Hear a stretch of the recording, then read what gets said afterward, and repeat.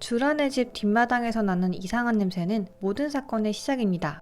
하지만 주란이 이에 대해 남편 박재호와 아들 승재에게 묻자 두 사람은 모두 냄새가 나지 않는다고 답합니다.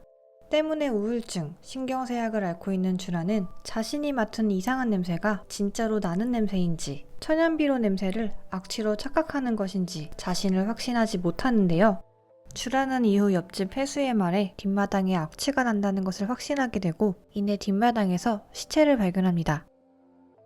원작에서는 주란이 집들이로 온 친구들의 말에 악취에 대해 확신하게 되는데요. 거름 냄새일 뿐이라는 박재호의 말에 의구심을 품게 된 주란은 연이은 친구의 말에 직접 화단을 파게 되고 이내 시체를 발견하게 됩니다. 또한 드라마와는 달리 원작에서는 승재와 주란이 악취에 관한 대화를 나누는 장면이 등장하지 않습니다. 상은은 김윤범이 갖고 있던 분홍색 핸드폰에서 박재호와 여자아이의 사진을 발견하고 이를 이용해 박재호를 협박하는데요. 원작에서는 핸드폰 속에 박재호와 관련한 것이 아무것도 저장되어 있지 않습니다. 그렇기 때문에 드라마에서 박재호가 먼저 상은에게 얼마면 되겠냐고 물어보던 모습과는 달리 원작에서는 상은이 먼저 돈에 대한 얘기를 꺼내는데요. 박재호는 자신이 핸드폰의 주인인 이수민과 아무런 관련이 없다고 말하며 오히려 상은을 협박합니다. 상은은 이런 박재호의 모습에 자리를 박차고 나가버리는데요. 드라마에서는 원작과 설정이 달라진 만큼 새 인물의 기묘한 관계가 더욱 흥미진진해진 듯합니다. 2화에서 주란의 집에 간 김윤범은 주란이 메고 있던 스카프를 흐트러뜨립니다. 그리고 후에는 계단에 매어있는 스카프를 통해 김윤범이 집 내부로 들어와 2층에 있는 승재의 방까지 다녀갔다는 것을 보여줍니다. 후에 주란은 이 스카프를 쓰레기통에 버려버리는데요.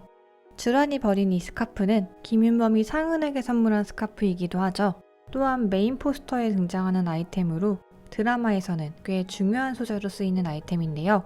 하지만 원작에서는 아예 등장하지 않는 아이템입니다. 2화에서 박재호는 OMR 카드에 낙서를 한 승재 때문에 승재의 학교에 찾아가는데요. 박재호는 이날 승재가 죽고 싶다는 말을 했다는 것을 듣게 되지만 이를 대수롭지 않게 넘깁니다. 원작에서는 박재호가 아닌 주란이 학교에 찾아가는데요. 학교에서 주란은 매우 충격적인 말을 듣게 됩니다. 하지만 승재는 이를 여자아이의 거짓말이라고 하면서 우는데요. 원작에서는 결국 이 사건의 진실이 정말 승재의 말대로 동급생의 거짓말인지 아니면 반대로 승재의 거짓말인지 밝혀지지 않은 채 마무리됩니다. 사실 원작에서는 이 에피소드 이외에 승재의 등장이 많지 않은 편인데요. 그래서 이수민을 죽인 범인이 박재호가 아닌 승재라는 점이 엄청난 반전 포인트입니다. 드라마에서는 승재가 집을 알아보고 5화 예고편에서는 주란에게 사실은 냄새가 났었다고 말하는 등 원작과는 달라진 부분들이 많아 보이는데 과연 결말도 달라졌을지 궁금해집니다. 주란의 옆집으로 새로 이사온 인물이자 주란이 악취에 대해 알게 되는 결정적인 인물인 해수. 주란에게 CCTV를 보여주어 박재호에 대한 주란의 의심에 확신을 주고 차까지 빌려주지만 마을에서는 흉흉한 소문으로 이웃들이 피하는 인물이죠. 해수는 원작에서는 등장하지 않는 인물인데요.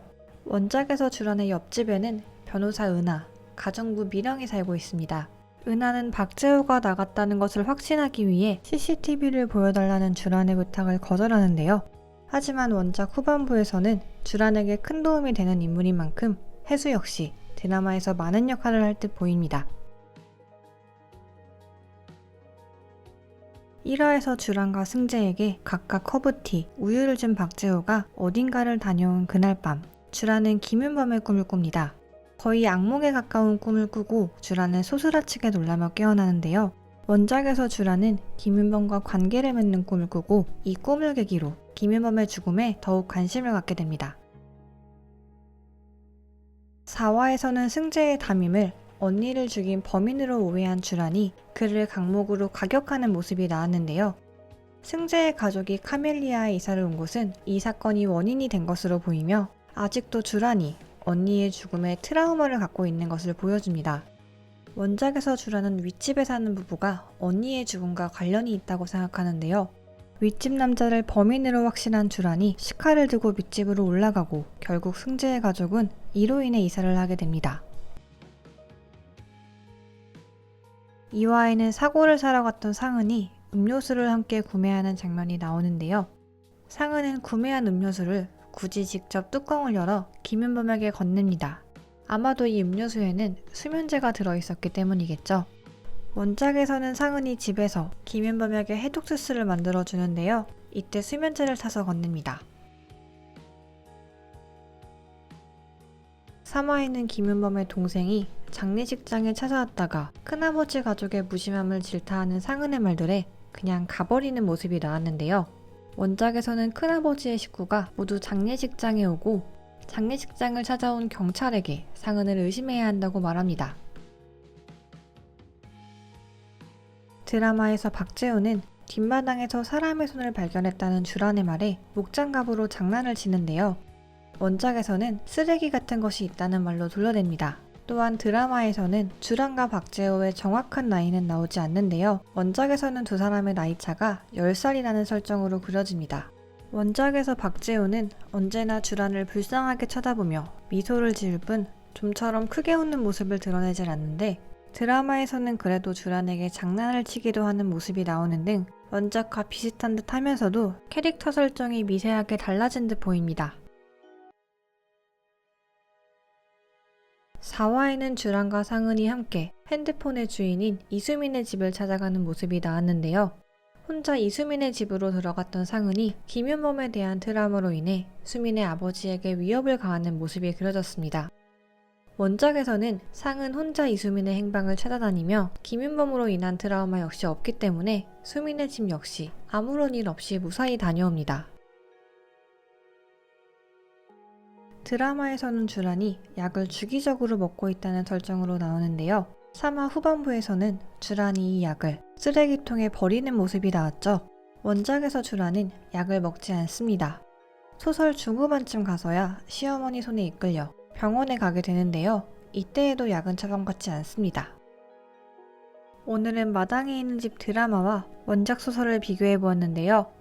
원작 속 기묘한 분위기와 빠른 전개는 그대로 가져왔지만 새로운 캐릭터와 디테일한 설정이 추가된 부분들이 보였습니다. 마당에 있는 집의 영문판 제목은 Lies Hidden in My Garden입니다. 단순히 뒷마당에 숨겨져 있는 것이 하나의 거짓말이 아니라는 것을 암시하는 이 제목은 드라마 속 숨겨져 있는 많은 거짓말들을 암시한다고 볼 수 있겠죠. 아직 4화밖에 나오지 않았지만 빠른 전개와 특유의 연출은 높은 몰입도를 자아내는데요. 원작 소설과 드라마를 비교해보는 재미가 있어서 아직 소설을 안 보셨다면 원작을 읽은 후에 드라마를 보시는 것도 추천드립니다. 저는 다음 영상으로 돌아오겠습니다. 감사합니다.